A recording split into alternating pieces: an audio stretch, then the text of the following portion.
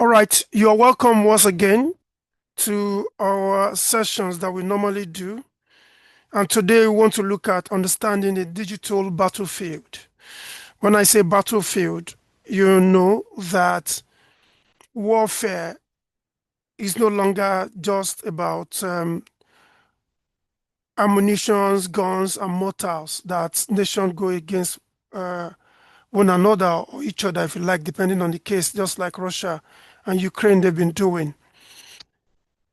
Anyway, just to let you know that even though you look at the armor tanks, you look at ammunitions you see on the TV and all that, maybe wherever you get your news from, it's just to let you know that warfare it's happening on the internet as well, not just our conventional environment that we all know.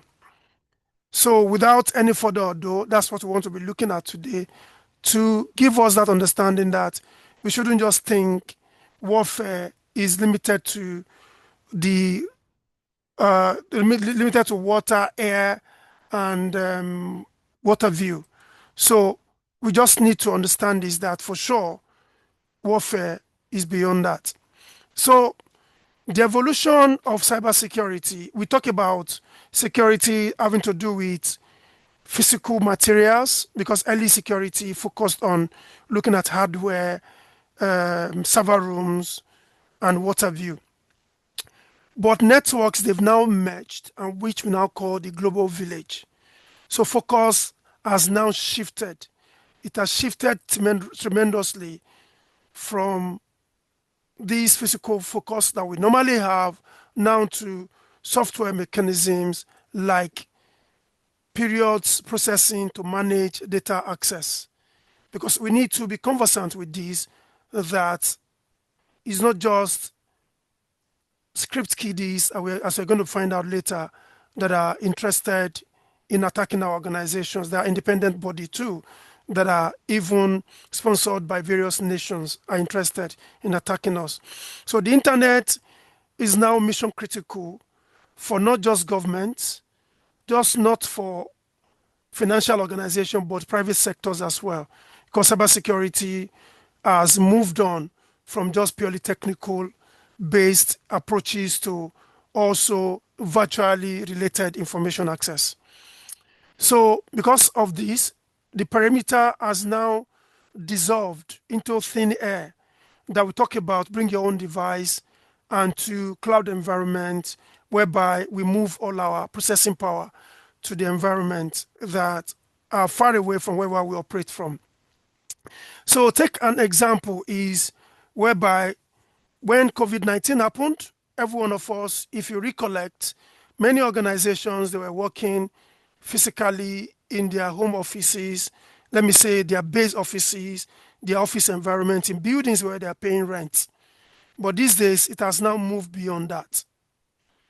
Pandemic especially moved all these things away from what we normally know. Therefore, it has now shifted our focus and it has made it possible for us to now say we must protect our environment virtually. So, most vulnerable sectors as a result of this, number one is the healthcare. The NHS, like 2017, 2018, they were attacked through a ransomware called WannaCry. And this attack actually led to stealing of data and also canceling many appointments. So globally, attack taking place. Number one, healthcare is ranks number one because of the nature of equipment that they use.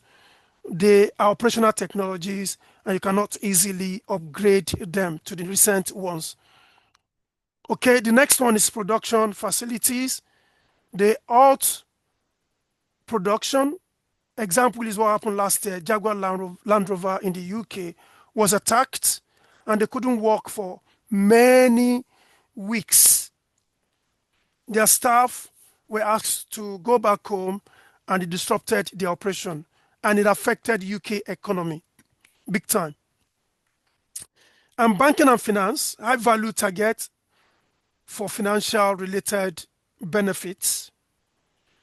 they defraud them, their data is breached, customers' access are stolen, and people can move their money about without them having this approval for all these nefarious activities. So modern threat landscape has moved to what we now call stealth and evasion. They evade your technical or technologies that you have in place that you can easily identify them.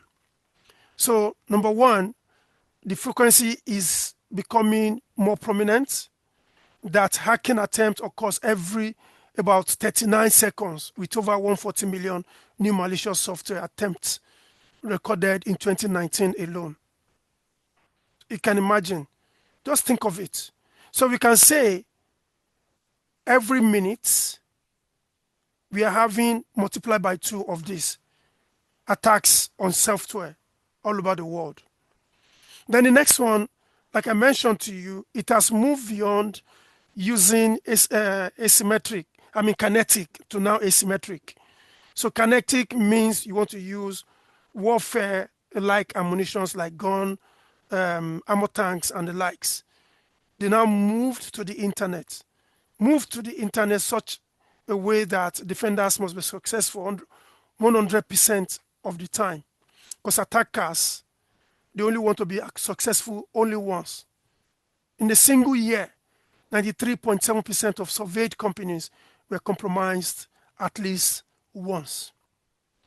And that's what led some of the experts in the industry to say that there are 2 categories of organizations.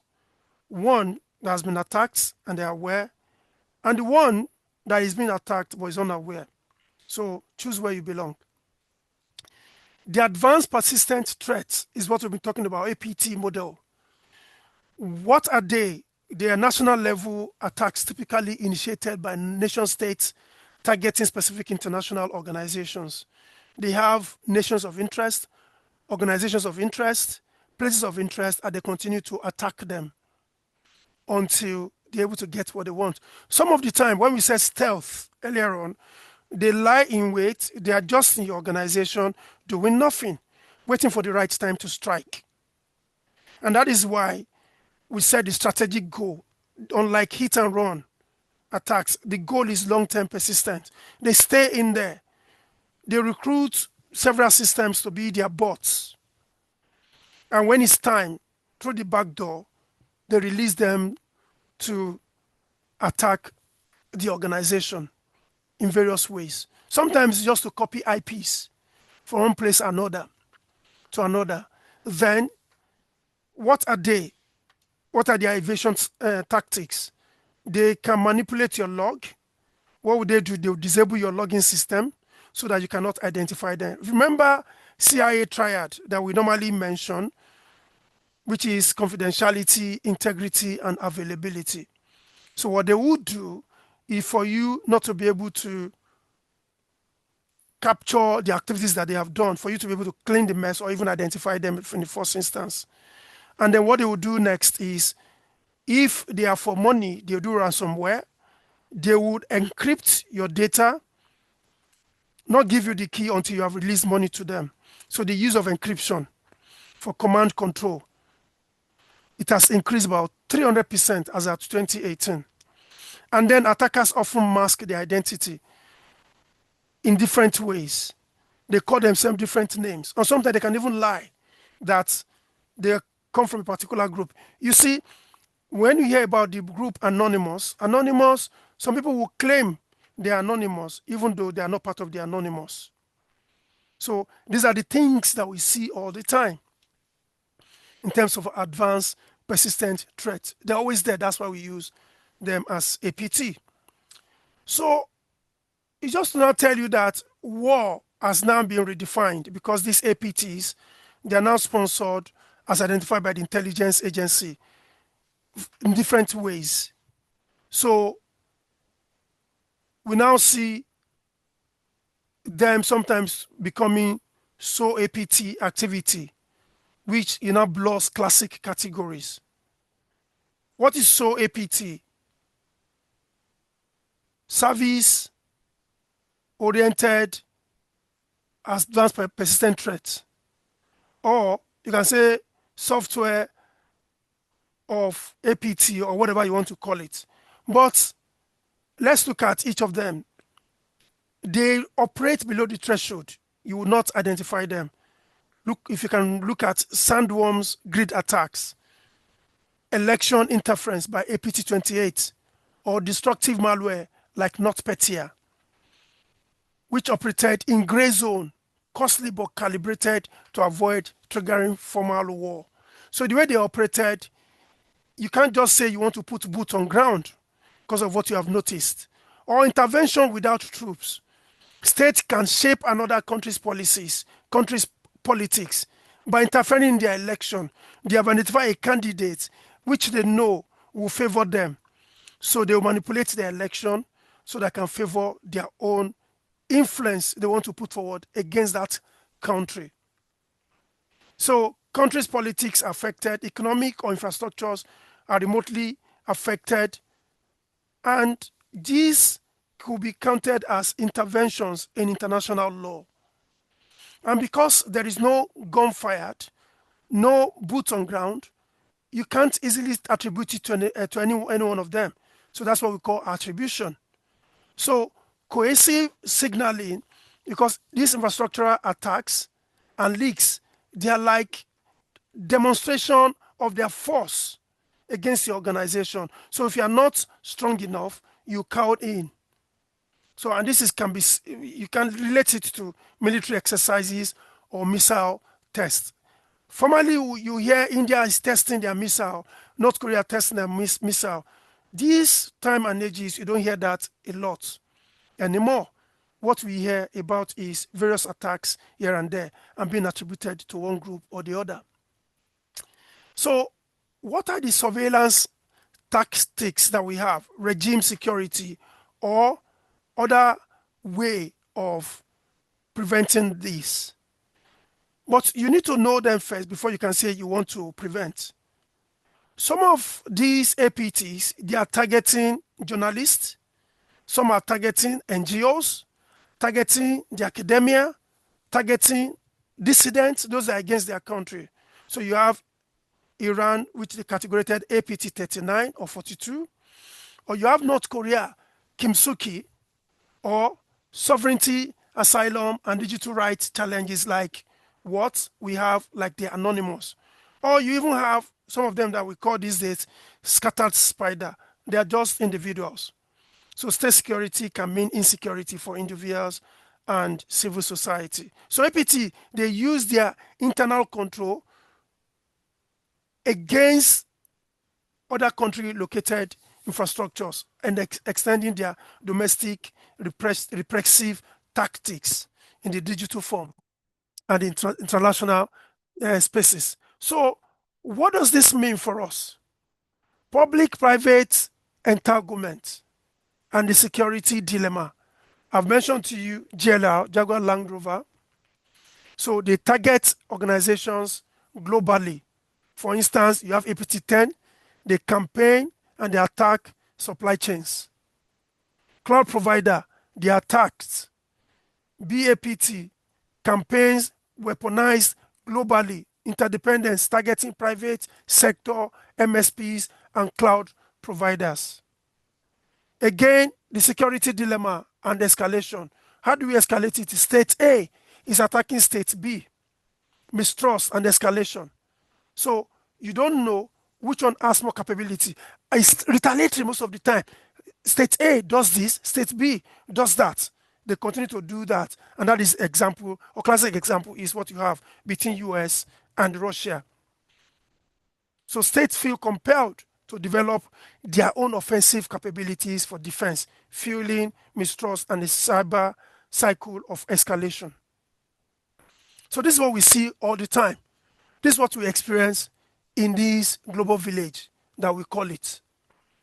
Then, what are the norms, laws, and the politics guiding against all this attribution? Because the best thing for you is to attribute and say this is the country that caused it. But if you can't do so easily, how do you say this is the way you want to respond? So there is plausible deniability and legal challenge. some of them working from one particular country, the country that sent them this message on this errand can say, no, we are not the one. So how do you prosecute them? Which law court do you want to take them to? So state A attribution is difficult. State B attribution is difficult as well, and state C, like so on and so forth. So because the states are denying involvement, complicating legal responses, and norm building. Espionage, they are collecting information from your country and sending it back to their own country. If you have not caught them in the act, you cannot know this. And they even recruit some of your own citizens against you by planting devices into your organization. So leading to crime, aggression, and framing shapes norms like international effort like UNGGE, depending on event classification, espionage, crime, and aggression. So the next thing I want us to look at is from cybercrime to instrument of state power. For instance, let's look at groups that shows many cyber independents are not random crime, but tools of statecraft.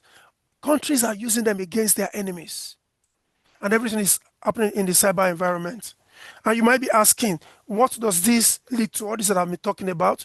You talk about espionage, they're collecting information from your country to their own country. APT-29 is there, APT-10 is there, Kim Suk-hee from North Korea. They collect long-term intelligence to inform diplomacy, military planning, and economic policy. They want to know what the other countries are doing so that they can also improve their own ways of doing things.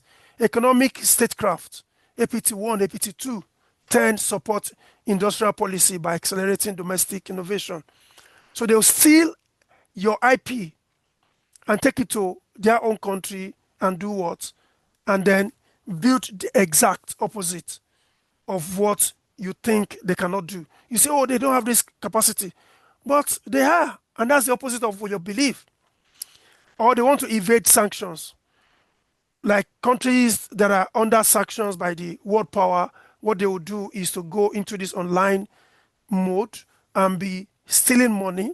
Example is the Bangladeshis heist, where their money was stolen.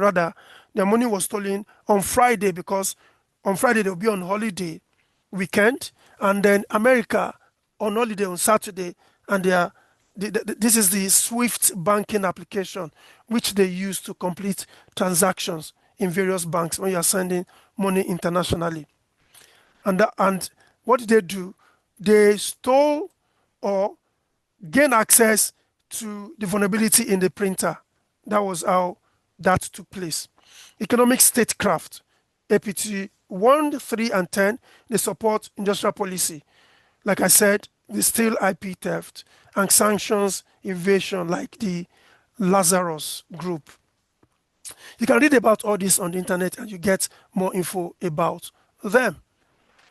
So what is the shift in motivation? We've been talking about ransomware before. Now they are now moving to cryptojacking. So ransomware is declining since 2018 because it's considered riskier. So they now do what we call cryptojacking. What they will do is they are stealing your resources, your power resources. They will lie in wait in maybe your national grid. Your national grid, once they lie in wait in there, what they will do is to use your energy. So once they use your energy, this energy will enable them to be able to do their cryptocurrency mining, and these are increased by 400%.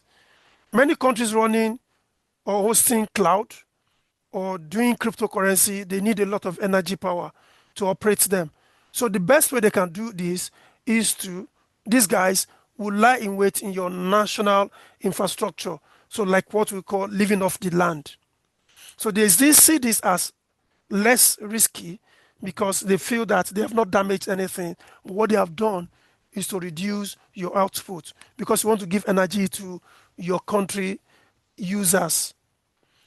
Those people that are legitimately needed to consume it and pay you, what they will do is use your system. And this is what they call, or what we call cryptojacking. Cryptojacking, they'll use that for mining cryptocurrency. That's why it's called cryptojacking. Okay, so this rise of crypto jacking is because profitability has increased for them. They don't need to be monitored. That's what they think. So over 2.5 billion monetized in the first half of 2018, as of 2018.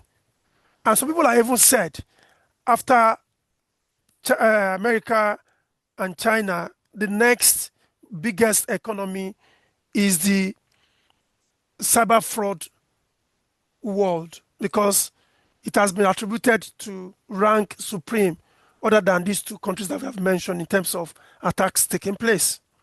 So case study is the Smominru infected 500,000 Windows machines all over the world, generating up to 3.6 million in Monero. That is a currency, cryptocurrency, if for those that are familiar with crypto. So Monero. And then ransomware, why we said it's declining is that it demands payment. They will attack you and say you should pay into a particular account. And you know, it's funny, the way they do it is they have a middle man too, whom you negotiate with, and they will collect this money and transfer it to them. So, but this crypto jacking, what they will do is they have accounts where they used to operate to, and then you pay them through cryptocurrency. And then, what are the challenges of detection? Because fragmentation of evasion is there. Evasion is fragmented. Evidence is not easily identified these days. Surveillance, because they lie in the network, it's not easy for you to surveil them. And they exploit the organization and escalate it. They will find one person's account and they escalate their privilege. So APT attacks, they follow a multi-step process spanning days or months. They would have been doing it for a long time and they get hold of everything that they need. And evidence is scattered on many systems. They do this on this system, do another on a particular system, making isolated alerts appear unrelated. Again, we use signature. Signature meaning that this is how they behave, this is the IP address they use. We use that to monitor them in the network before. But these days, it has to be behavioral based before you can identify them. And then, like I mentioned, the signature, then the anomaly detection is the original way of saying you want to discover how they behave or the system is behaving. But those things are failing these days. So behavioral pattern is the thing that we use these days. So the challenge of detection, again, the low hanging fruit for us is despite the sophistications, attackers still exploit basic flaws. So if they exploit basic flaws, example is through phishing. Despite the fact that we've been talking about phishing, people are still easily phished because human beings are what? We are very prone to these attacks. We are very, very weak and we fall for them easily. And that's why attacks will continue to be experienced for many years to come. Okay, intrusion resulted from compromised password. I'll give you another one. Last year, KNP. You know, companies in the UK, you see companies that are very old, more than 500 years, they've been in existence. There was one that was 158-year-old, KNP. They were attacked last year, and this company filed for bankruptcy the way they were attacked. That's how bad it can become. And what happened, from what I've read, what I've seen, they said it was due to password attack. So we need to be aware of all these things. Then, what are the strategies that we need to use? Correlation and fusion. You need to correlate the activities and be able to attribute it to a particular APT. So to counter fragmented evidence, what we look out for is correlation and fusion of cyber alerts. Bring alerts together and be able to make meaningful conclusion out of that. And that's what we use to like SIEM, connecting seemingly unrelated events, allow you to now be able to link them together and say, because they behave this way, they must be this APT, they must be that APT, or what have you. So manual analysis is log is something that we cannot do because of the activities that we're we are experiencing now, they're in thousands. There are many. It's no longer easy for us to say we want to easily manually audit the data. And that's why AI comes to the rescue in some instances. Okay, so defensive strategies again, correlation and fusion, centralized monitoring. I've explained that under SIEM. You centralize all your logs and then be able to correlate them and be able to say this is what is happening. And access control, make sure you cannot overemphasize this. Least privilege, restrict software installation and prohibit external media plugged to your device. Many of the organization devices, you see that you cannot plug in your own USB. They have been disabled. Okay, the next one is proactive engineering. Make sure that your knowledge is updated. You don't use outdated knowledge to look after equipment in this age and time. And then that is where I want to end that talk. I just want to remind us that if you want to send money to Nigeria, you're thinking of sending money, use our code. If you download VeloRemit on the iOS or App Store, download it and then use our code PREFORT so that I can get £10 when you make your first transfer of first £100. Then, if you want to design flyers, like you've seen our flyers, Tekido is there, and that's the number that I know is here with us too. If I'm not mistaken, yes, it's still there. And what I want to bring to our attention is that our cloud security training is still available. If you want to join, we have people that have attended this training, they are doing well, passing their certifications and becoming cloud engineer, because that is where every activities happen now. Because a thief was once asked, an armed robber perhaps I should say, why did you rob the bank? He said that's where the money is. But today, money is no longer in the banks. They're electronic and servers are located in the cloud. So the places we need to secure is the cloud and wherever we have stored our information. And lastly, for those of you that have been asking us about you want to do help desk training, we have developed this one, which we're starting on the 21st of March, 2026. If you want to know more about it, send us an email. Once you send us an email, we'll do the needful in telling you how much you need to pay to join the club. So without wasting your time, I want to thank you for listening and then take any question that may arise.